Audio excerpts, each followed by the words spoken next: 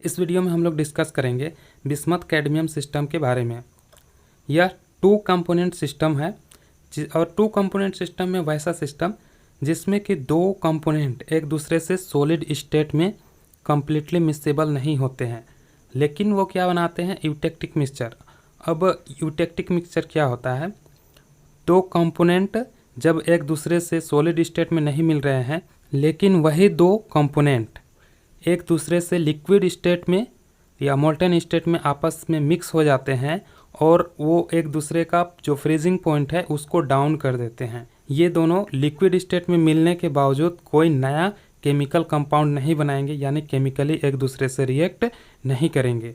अब bismuth cadmium system का कुछ पॉइंट्स लिखे हैं, आप लोग यहाँ से लिखिएगा। ठीक, पहला पॉइंट है bismuth and cadmium are completely miscible in all proportion and form a homogeneous solution.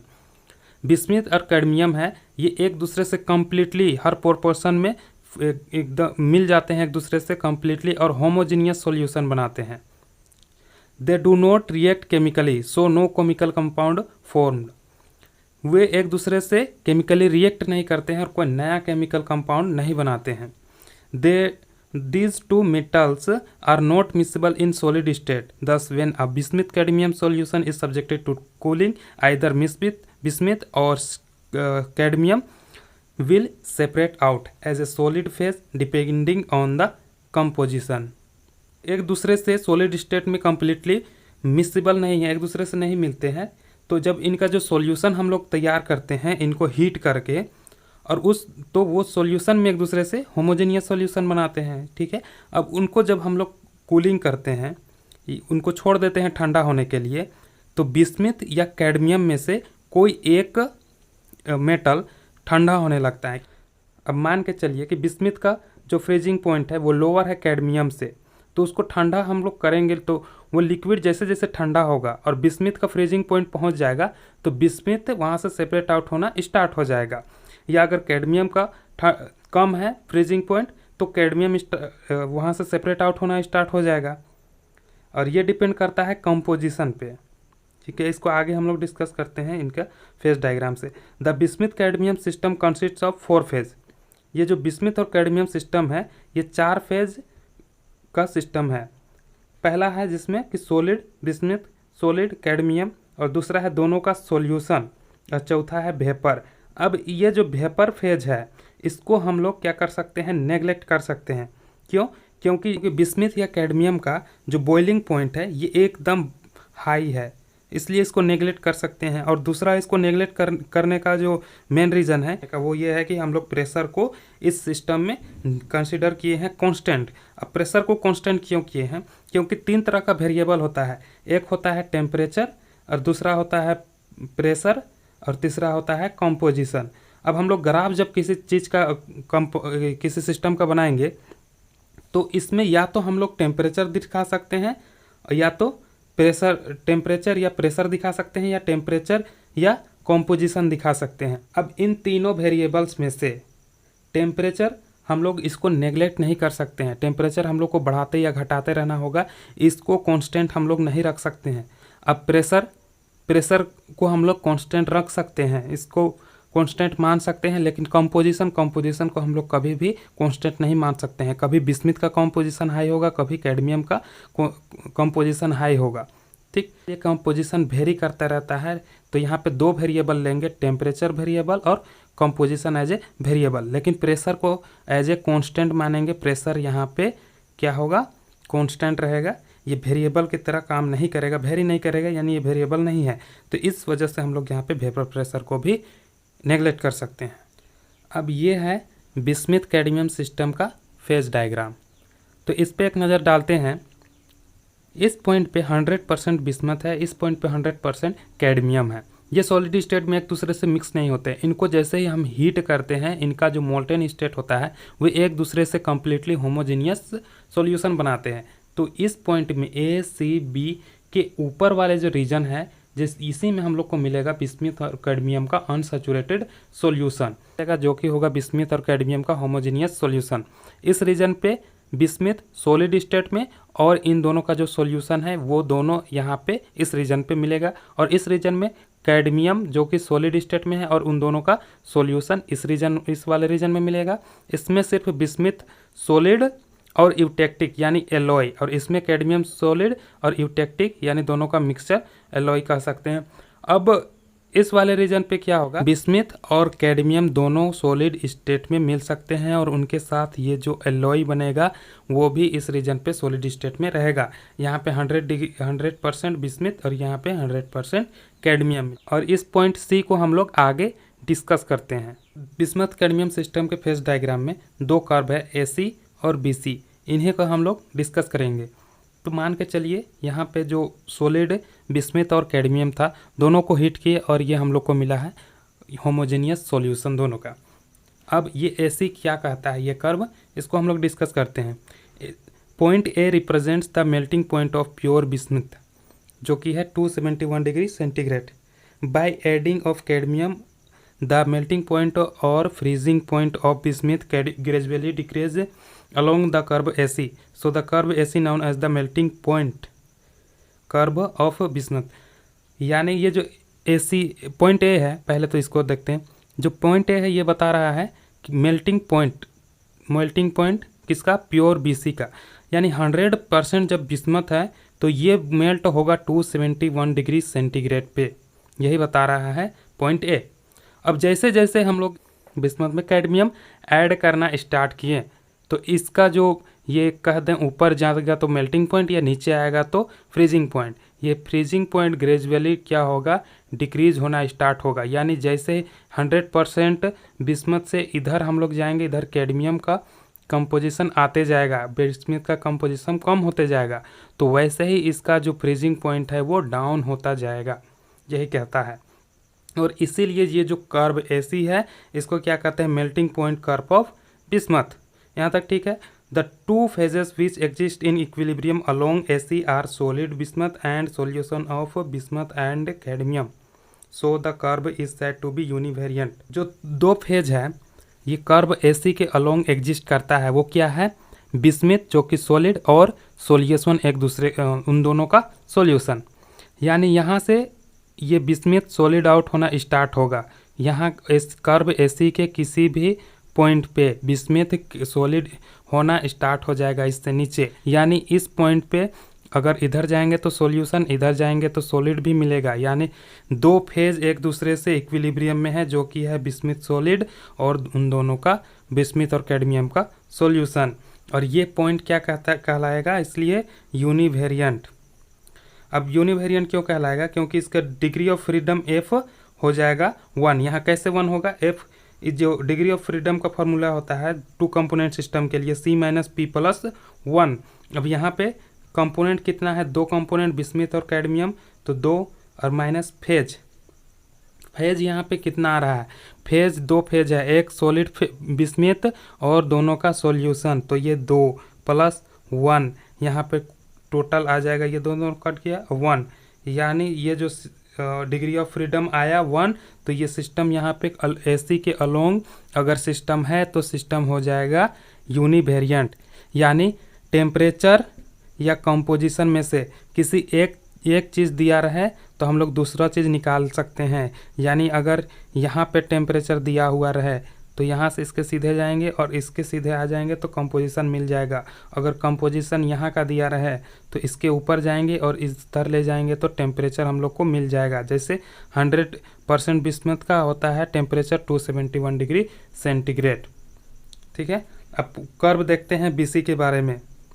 Point B represent the melting point of cadmium जो कि है 331 degree centigrade. By adding bismuth gradually the melting point or freezing point decreases along the curve BC. So the curve BC is known as the melting point curve of cadmium. The two phases which exist in equilibrium along BC are solid cadmium and the solution of bismuth and cadmium. So the curve is said to be univariant. Same जैसे ऐसी वैसा ही BC, एक को याद कीजिएगा दूसरा याद हो जाएगा ऑटोमेटिकली।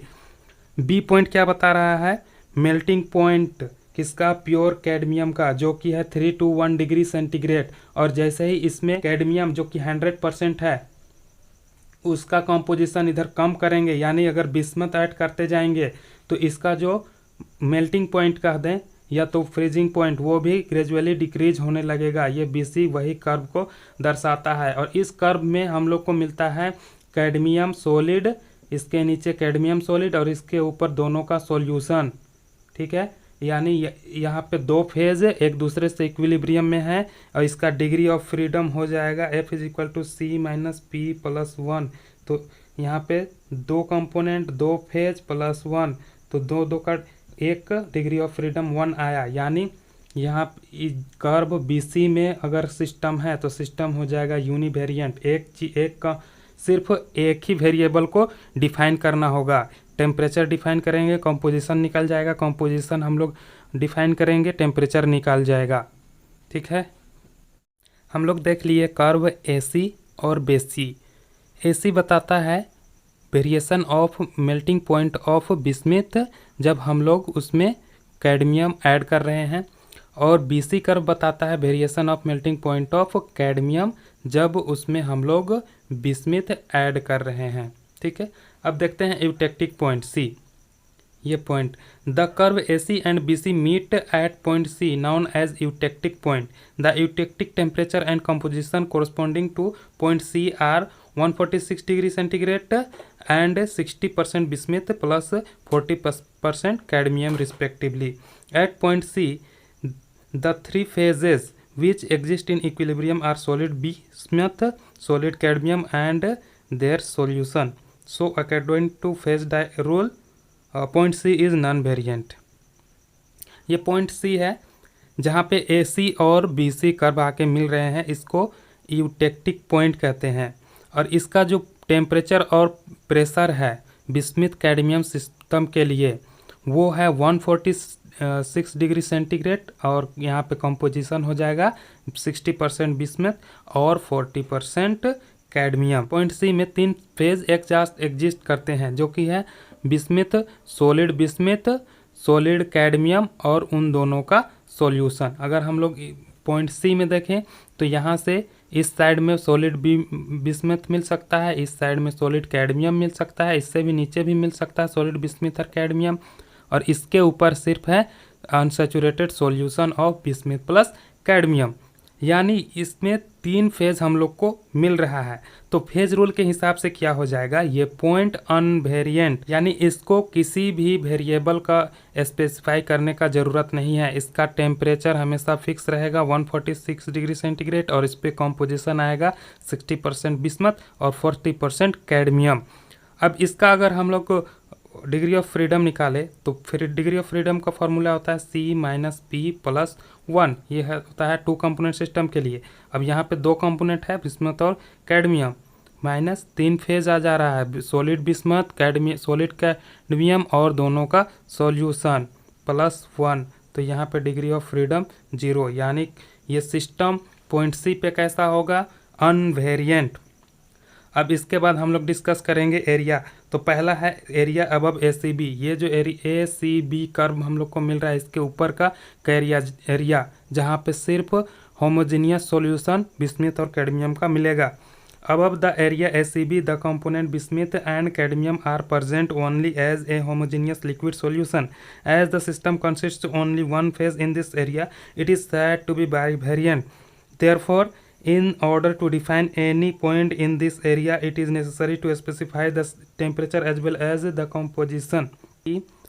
ACB के ऊपर वाले रीजन पे कोई भी पॉइंट हम लोग को, यानी सिस्टम का कोई भी पॉइंट तभी हम लोग को मिलेगा जब इसका टेम्परेचर और कॉम्पोजिशन दोनों दिया रहे। अगर सिर्फ टेम्परेचर दिया रहे तो हम लोग को कोई पॉइंट नहीं मिलेगा, या कॉम्पोजिशन दिया रहे तो पॉइंट नहीं मिलेगा।